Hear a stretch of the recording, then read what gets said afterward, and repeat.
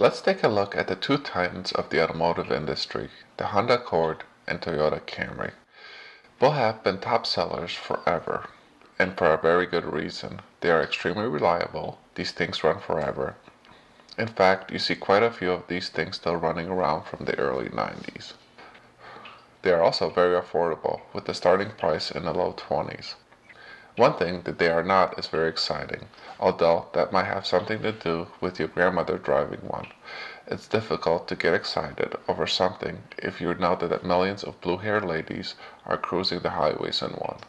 With these cars being as popular as they are, it's difficult to stand out and be different.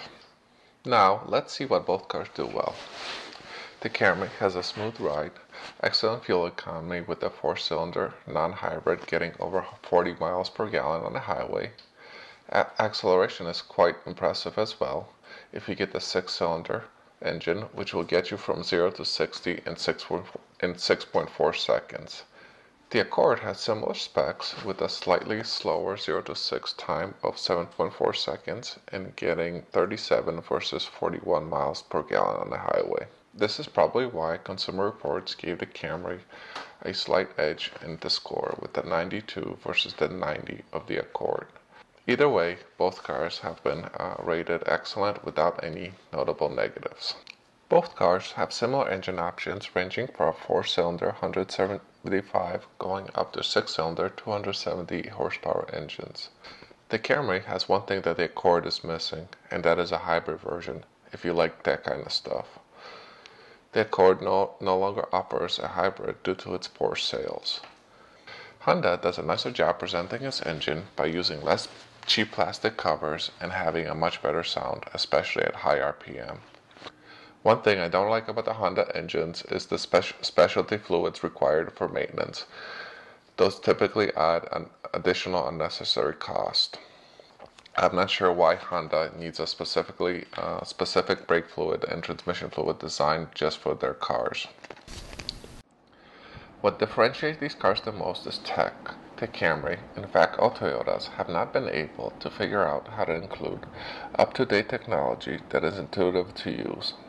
In fact, in some cases, they have gone out of the way to make things worse. The biggest example of this is completely locking out the user from changing anything on the navigation while driving.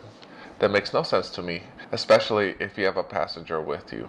The vehicle already senses the passengers for the airbags, so I don't see why the navigation can't use the same sensor and give you full control while driving, especially if you have a passenger present with you. It might be just me, but it really annoys me when a car that I pay lots of money for tells me I can't do something. The interior of both vehicles is quite nice and a great value no matter if you go with the cloth or the cowhide. It's just a personal opinion, but the leather in a Toyota does feel a bit softer to me. But you can't complain about either interior. They both have plenty of space for the passenger and the driver. The controls are nicely laid out with high quality knobs that don't feel like they're going to break off. And you also do get some soft materials covering both the dash and the doors.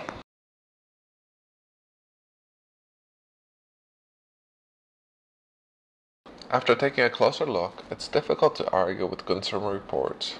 These are both great cars that will get you where you want to go safely and comfortably.